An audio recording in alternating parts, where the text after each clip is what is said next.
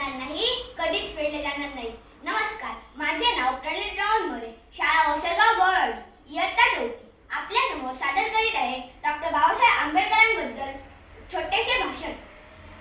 Doctor Babasaheb Ambedkar हे खूप हुशार होते. डॉक्टर बाबासाहेब आंबेडकर आपल्या जीवनातील 18 तास अभ्यास करत आणि असाच एक प्रसंग मला तुम्हाला सांगावासा वाटतो. एकदा डॉक्टर बाबासाहेब आंबेडकर त्यांच्या वर्गामध्ये बसले होते. गुरुजींनी सर्व विद्यार्थ्यांना एक प्रश्न विचारला. त्या प्रश्नाचे उत्तर कोणालाही आले नाही, परंतु बाबासाहेबांना या प्रश्नाचे उत्तर आले आणि त्यानंतर त्यांच्या शिक्षकांनी त्यांचे कौतुक सुद्धा केले. पण जेव्हा दुसरा गणित दिलं तेव्हा दुसरा मुलगा उठून म्हणाला की बाबासाहेब हे अस्पृश्य आहे आणि म्हणजे हा फळा सुद्धा अस्पृश्य झाला असणार, आम्ही ह्या फळ्याला हात लावणार नाही. गुरुजींनी लगेच तो फळा पुसला आणि गणित द्यायला सुरुवात केली. थोड्या वेळानंतर जेवणाची सुट्टी झाली. बाबासाहेब आपल्या डब्यातील खाऊ घेऊन बाहेर गेले. त्यांनी चुकून मिरची खाल्ली म्हणून त्यांना खूप तिखट लागले.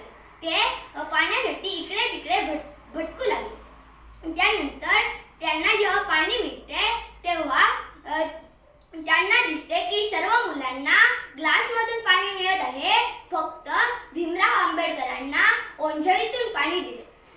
बाबासाहेबांना खूप राग आला आणि ते त्या क्षणी उठून आपल्या घराकडे गेले.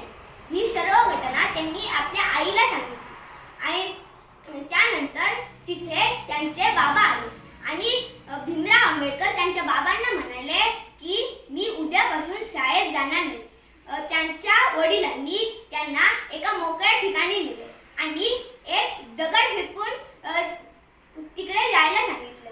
भीमराव आंबेडकर जेव्हा तिकडे गेले तेव्हा त्यांचे वडील म्हणाले मी तुला दिसत आहे. त्यानंतर भीमराव आंबेडकर म्हणाले हो.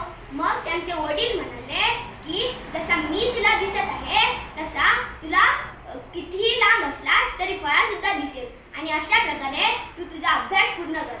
आणि ह्या युक्तीने डॉक्टर बाबासाहेब आंबेडकर खूप पुढे गेले आणि